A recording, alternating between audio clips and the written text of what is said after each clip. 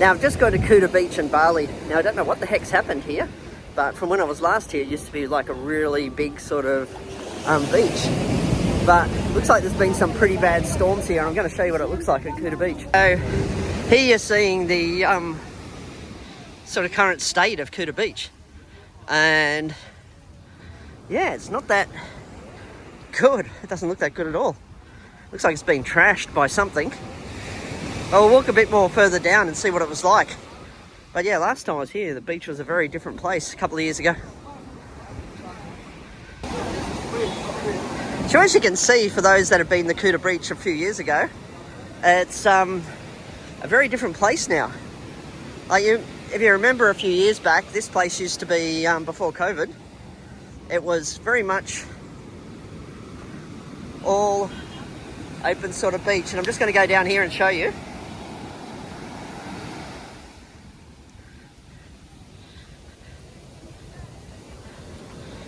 So look at it now. The beach is completely trashed all the way around. So I don't know what's happening here. Yeah. So here you can tell the surf is reasonably good for people wanting to do a bit of surfing or even just bodyboarding. But still, it's not the beach you remember if you've been to Bali before. Give you context, all the sort of hotels and bars there on this main road of Kuta is just right next to us. And here's the beach area. So we're going to walk down a little bit further and see whether the beach improves itself or not.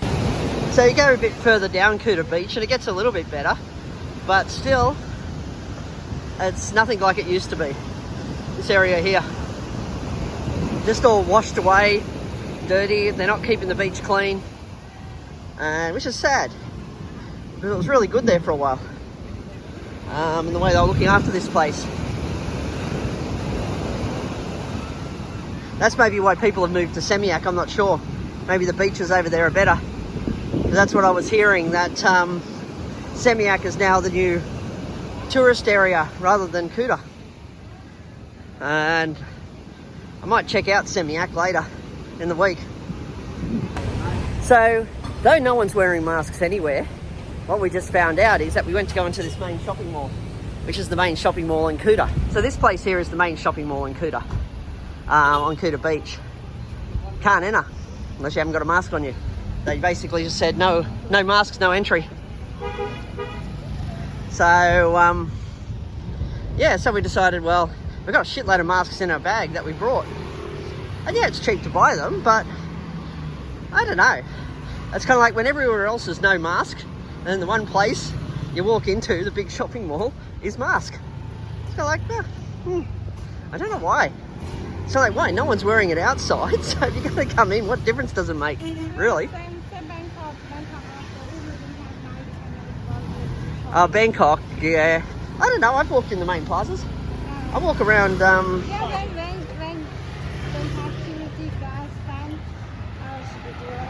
yeah. So I just thought we're going to come along and check out some of the markets here during the day. And so I just walked around from the shopping mall. And this is what you're seeing up here. And a lot of these sort of things were opened at night as well.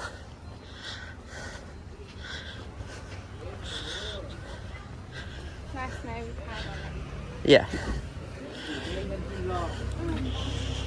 Right. So this gives you an idea of the type of things you can buy here. So there's a mixture of various clothes, various hats, dresses, all your sort of stuff that you can get in here. They can get with your basic Asian markets.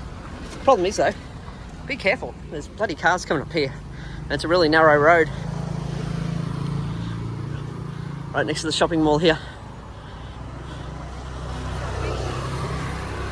There's a temple here to the right.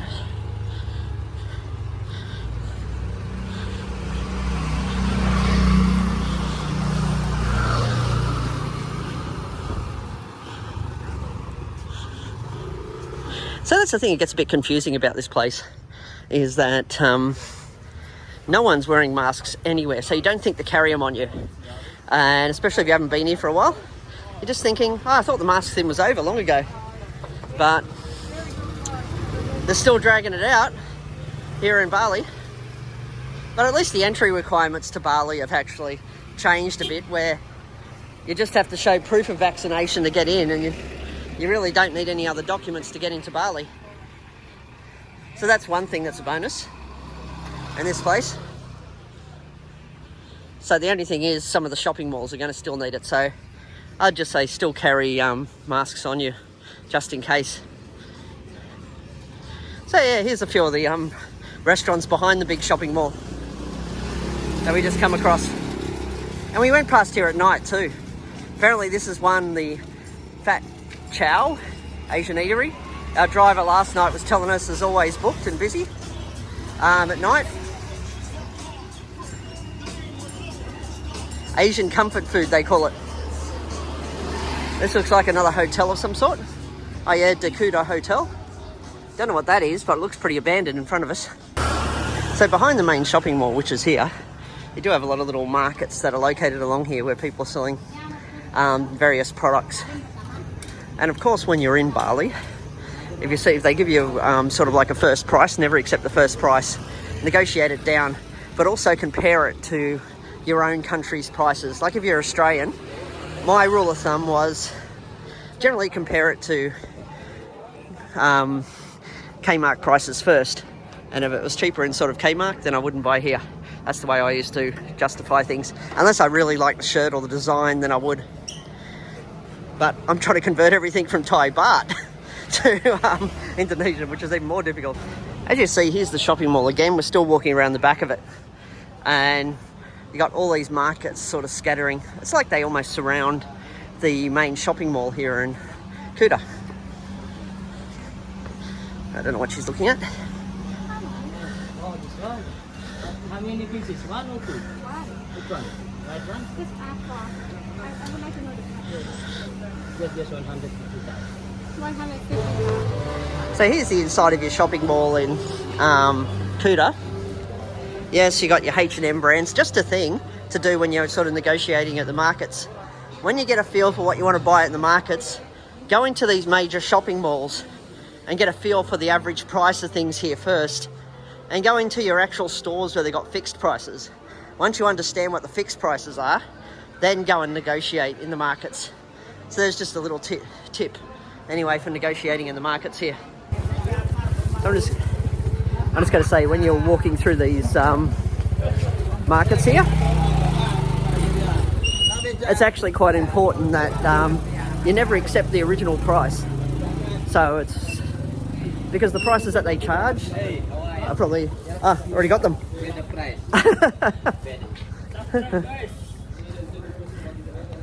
Yeah, so I'll just show you some of the markets we're walking down at the moment. So again, you're going to get a variety of things in here, variety of options. And it's good to walk up and down the markets, like get a feel for the different prices. The salespeople can be a bit pushy, and so you have to be a bit careful walking up and down here. They'll literally grab your arms and drag you into the massage places, or drag you into the actual shopping centres. No, the marketplaces. But yeah, never accept the original price. Always try and knock them down at least 50%, I reckon. That's what I found. You can easily do that on these things. But yeah, there's a lot of different options here on what you actually do. Where you go, whether it be massage, whether it be tours, clothes. You got various things that go on here. And this place here, you can see it's a lot of bars, but yeah, as I was saying, never accept the original price they give you in the markets here, because they're ripping you off. If you compare it to your shopping centres back home, that's the way to do it. You've always got a lot of side street things here. Another bar by the looks of it, restaurant here.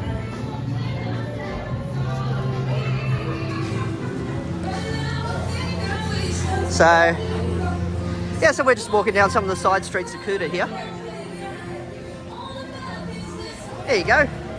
Small beer, 25, and there's Big Pig, and 45,000 for a big beer.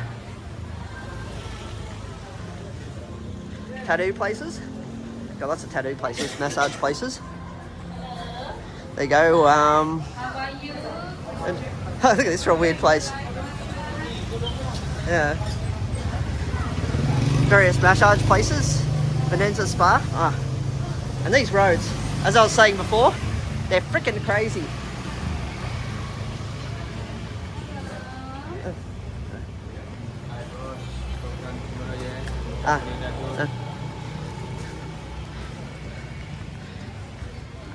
Another thing that you could do is basically you walk up and down the markets a little bit, and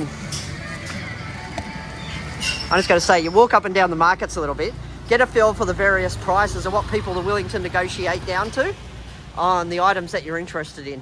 And yes, of course, it's all bloody fake stuff, but it's more about just finding something that you like, really, in these markets. And there's something for everyone along these markets here. And you see people walking with beers in their hands. But yeah, the only place that seems to want you to wear masks around here is the bloody shopping mall in Kuta here. But nowhere else does. So yeah, so I'm going to turn this off for a while we explore. So my understanding is that a lot of these roads are sort of like one way, but some people are idiots and they drive on both sides of the roads. Go in there. And yeah, a lot of sort of prayer areas here, artists. You never know what you're going to find down these side streets. I get a bit worried walking around them at night though. Anyway, we'll turn this off. What I did learn from my driver is that the reason why the beaches at Kuta were dirty is because it's all the wet season and floods from Java bringing the rubbish down and dirtying all the beaches. But apparently the local businesses there spend a lot of time cleaning the beaches during the day.